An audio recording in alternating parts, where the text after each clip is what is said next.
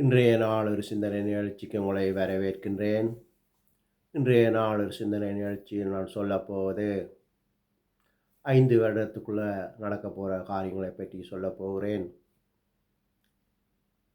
முதலாவது, உங்கள் எல்லாருக்கும் தெரியும், சில நாடுகளில் சண்டை நடந்து கொண்டிருக்கிறது. அது இன்னும் தொடர்ந்து நடக்கும். அதைத் தொடர்ந்து பஞ்சம் பசி வரும். சில கஷ்டப்பட்ட நாடுகள், ஸ்ரீலங்கா, இந்தியாலாம் பார்த்தீங்கன்னு சொன்னால், அங்கே எல்லாம் பஞ்சம் பசியால் ஜனங்கள் இறப்பார்கள். அதை விட கொள்ளை நோய்கள் வரும். நிலநடுக்கம், இன்றைக்கெல்லாம் பார்த்தீங்கன்னு சொன்னால் பிலிப்பீனில் நிலநடுக்கமாம். இது இன்னும் பல நாடுகளில் வரும். அதை விட வெயில் கூட இந்த வருஷம். இதனாலேயும் ஜனங்கள் இதனாலே இப்போ விவசாயம் எல்லாம் கருகும். அதனால் பஞ்சங்கள் வரும். இப்படியாக எல்லா பக்கத்தாலேயும் இருள் சூழ்ந்த காலமாக இருக்கிறது.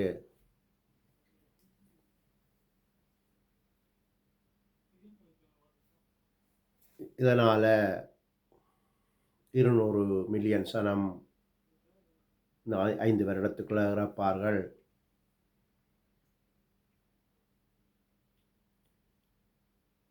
இது 2020 துவங்கியது. உங்களுக்கு தெரியும், கொரோனா வந்தது. இந்த கொரோனா 11 லட்சம் சனத்துக்கிட்ட இறந்தார்கள். அதை விட யுத்தம் நடக்குது. ரஷ்யா, இஸ்ரேல், காசா யுத்தம். இதனாலேயும் 9 லட்சம் சனத்துக்கிட்ட இறந்திருக்கிறார்கள். அப்போ 20 லட்சம் சனம் போக மிச்ச இந்த 200 மில்லியனில் மிச்ச சனம் இறப்பார்கள். இந்த 5 வருடத்துக்குள்ளே நடக்கும். அதாவது கொள்ளை நோயால் இறப்பார்கள், பஞ்சம் பசியினால் இறப்பார்கள், யுத்தத்தினால் இறப்பார்கள். இந்த இஸ்ரேல் காசா யுத்தம் உங்களுக்கு தெரியும், ஆரம்பித்த நாள் அக்டோபர் 7, 2023. அதிலிருந்து 7 வருட கணக்கு தான் இந்த சண்டை.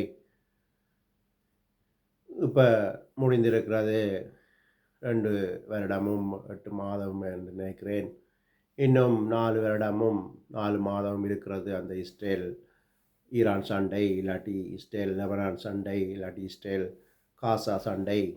இப்படியாக அந்த சண்டை முடிவதற்கு இன்னும் 4 வருடமும் 4 மாதமும் இருக்கிறது.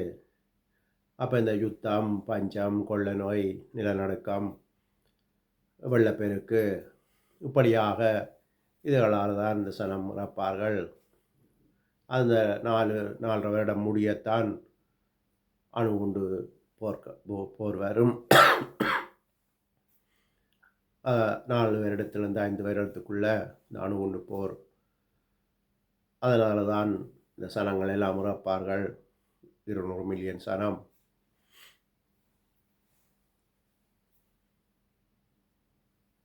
இது நான் சும்மா ஒன்றும் கணித்து சொல்லவில்லை. பைபிளில் வசனங்கள் இருக்கிறது.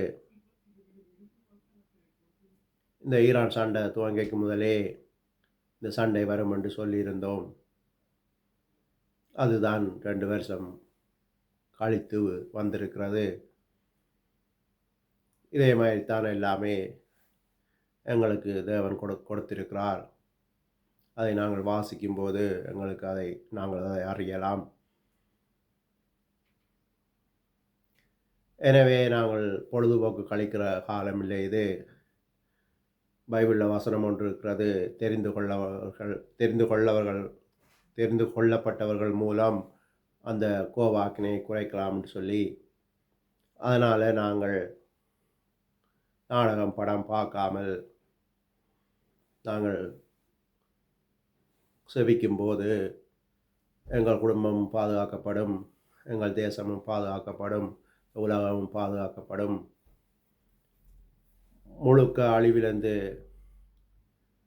பாதுகாக்கப்படாட்டியும் குறைந்த அளவாவது அதிலிருந்து பாதுகாக்கப்படுவோம். அடுத்தடுத்த வீடியோவில் நான் எப்படி செபிக்கிறேன்னு உங்களுக்கு சொல்லித்தாரேன். இப்போதைக்கு இந்த 5 வருடத்துக்குள்ளே நடக்க போகிற காரியம், அதாவது கொள்ளை நோய், பஞ்சம், யுத்தம், நிலநடுக்கம், இதெல்லாம் இந்த 5 வருடத்துக்குள்ள வந்து தான் இந்த 200 மில்லியன் சனம் இறப்பார்கள் என்று சொல்லி இன்றைய நாள் ஒரு சிந்தனை நிகழ்ச்சியை முடித்துக் கொள்கிறேன். நன்றி, வணக்கம்.